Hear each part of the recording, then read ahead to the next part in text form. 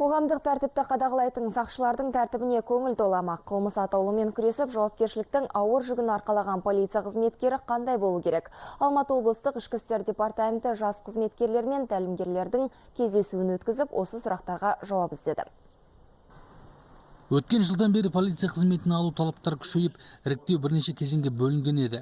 Жұмысқа алудың жаңа ережесіне сай, тек арнайы білім туралы диплом жеткіліксіз. Бұған қоса болашақ тәртіп сақшысы психологиялық тесттен өтірмей өтіп, Қазақстан Республикасының заң нормаларын, қылмыстық және әкімшілік кодексті жақсы білуі шарт.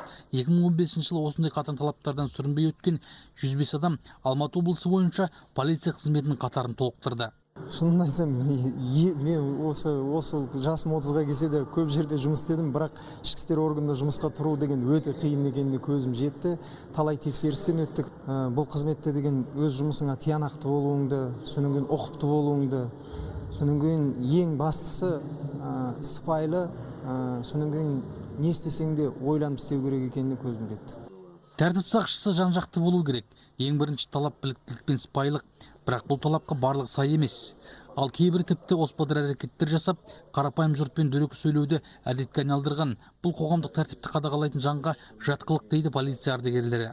Бүгінгі бастамасынан бастап өзінің қызметінің аяғына дейін таза істеу мәселесі осы қолға алынып отыр. Бүгін қызметкерлердің білімі де өздерінің мына заңды білуі өте жоғары. Сондықтан мен ойлаймын, келешекте бұлар өзін халық алдында жақсы жағынан көрсетеді деп.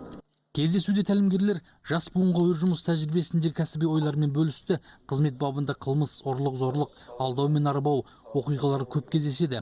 Оның барлығы сақшының мінезіне әсер етпей қоймайды. Бірақ елмен мәдениетті сөйлесе білуді әрдайым есте ұстау керек дейді тәлімгерлер. Кездесу соңында қызметіндегі үздік сақшылар алғыс алып марапатталды. Алматы Садуақас, Нұрдәулет Жақсыбаев, 24 KZ, Алматы облысы.